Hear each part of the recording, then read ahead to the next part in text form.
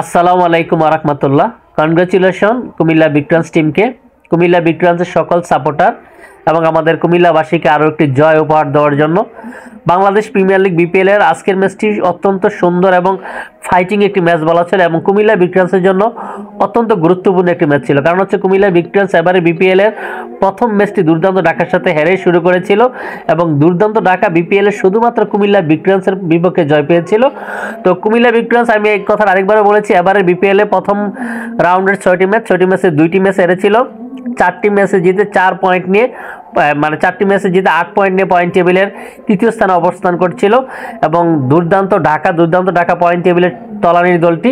তো তারা আসলে আজকে যেভাবে কুমিল্লা বিক্ট্রান্সের বিপক্ষে বলারদের বিপক্ষে চড়াও হয়ে গিয়েছিল, মনে হয়েছিল যে আসলে আজকের ম্যাচটি তারা জিতে যাবে। তারা আসলে 176 রানের বিশাল একটি টার্গেট দিয়েছিল কুমিল্লা বিক্ট্রান্সকে। আসলে বিপিএলতে এমন রানটা আমরা প্রত্যাশা করি, যারা আমরা আসলে বিপিএল রেগুলার দেখে আমরা চাই যে বিপিএলে রানের খেলা রান হোক। আসলে আজকে 176 রানের একটা বিশাল টার্গেট দিয়েছে কুমিল্লা বিক্ট্রান্সকে। কিন্তু শুরুতে কুমিল্লা বিক্ট্রান্স যেভাবে খেলছিল, বিশেষ করে লিটন কুমার দাসের যে ধারাবাহিক খেলাটা সেটাই খেলছে। আসলে লিটন কুমার দাস এমনই খেলে থাকে, এবারে বিপিএল না শুধু প্রত্যেক বছর লিটন কুমার দাসকে আসলে কখনো ভালো খেলতে দেখিনি।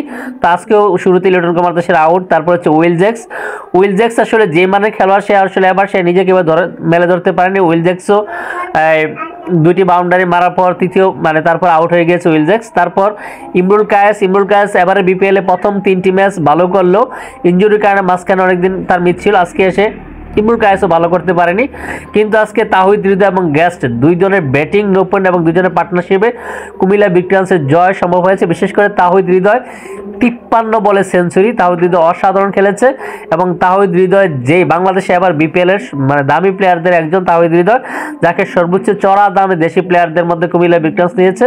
এবং তাহিদ হৃদয় আজকে যেভাবে খেলেছে, আমরা প্রত্যাশা করি তাহিদ হৃদয় ধারাবাহিকতা অব্যাহত রাখবে এবং কুমিল্লা বিক্ট্রান্স এবার বিপিএল ইনশাআল্লাহ চ্যাম্পিয়ন হবে। এবং জাকের আলী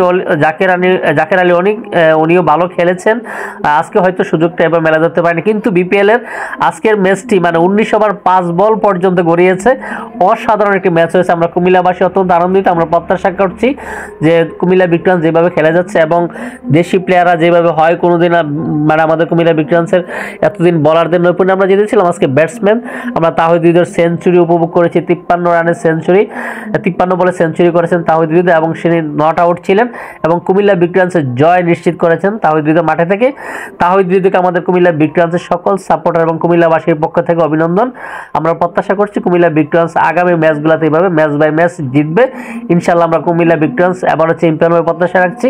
আর কুমিল্লা বিক্ট্রান্স আজকের এই ম্যাচের জয়লাভের মধ্য দিয়ে পয়েন্ট টেবিলের দ্বিতীয় স্থানে চলে আসছে। বিশেষ করে 7 ম্যাচের মধ্যে 5 জয় নিয়ে 10 পয়েন্ট নিয়ে পয়েন্ট টেবিলের দ্বিতীয় স্থানে রয়েছে। কুমিল্লার উপর আছে রংপুর রাইডার্সও 7 ম্যাচে 5 জয় 10 পয়েন্ট, রান রেটে কুমিল্লা বিক্ট্রান্স থেকে এগিয়ে থেকে পয়েন্ট টেবিলের শীর্ষে অবস্থান করছে। ইনশাআল্লাহ আমরা চ্যাম্পিয়ন হব এই প্রত্যাশা রেখে আজকের মতো বিদায় নিচ্ছি। আরেকদিন কথা হবে অন্য একটা ভিডিওতে। ভালো থাকবেন সবাই। আসসালামু আলাইকুম রাহমাতুল্লাহ।